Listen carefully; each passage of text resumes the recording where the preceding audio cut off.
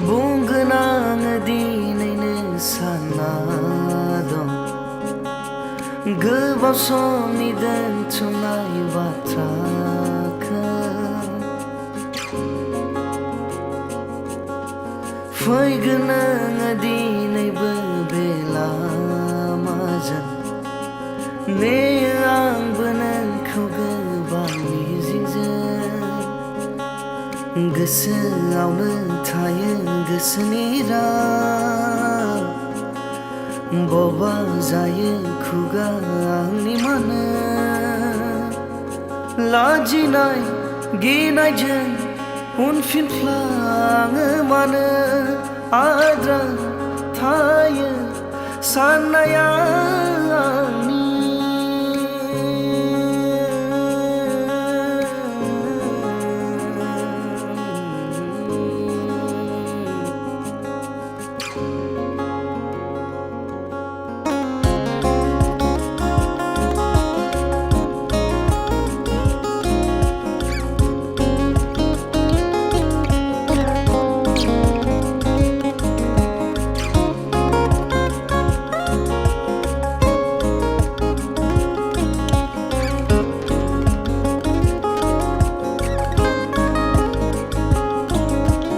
गैया माथो नोजोरावनो गोसो जाबाय निरासानि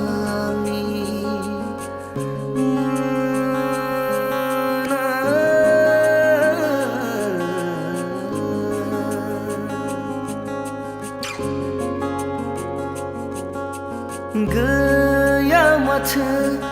फैयासै नोङो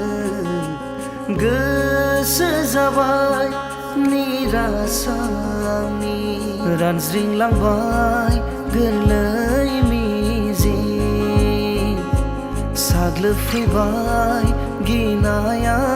आंनाव रानज्रिंलांबाय गोरलै मिजिं साग्लोबफैबाय गिनाया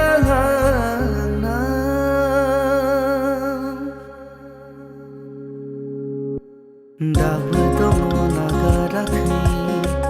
नोंखौ हास्थायगोन खालामगोन आं नाजागोन आं गावनि खालामनो दाबो दङ नागाराखै नोंखौनो हास्थायो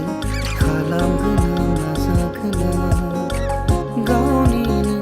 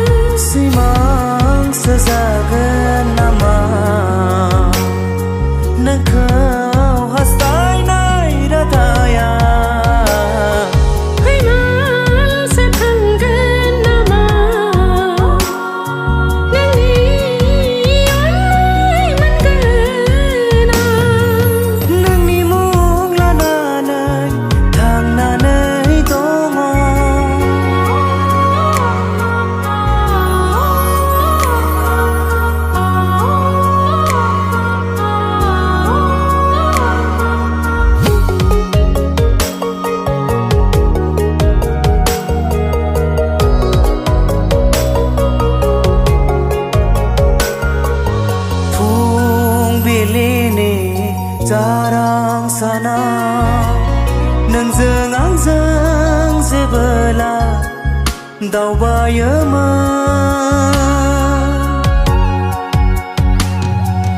हर गेजेरनि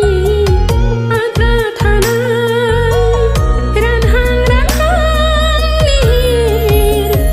बेसे सुदेम नोंजों आंजों मोजां मोनलायनाया थाथों अराय जुगे जुगे थाथों अराय जुगे जुगे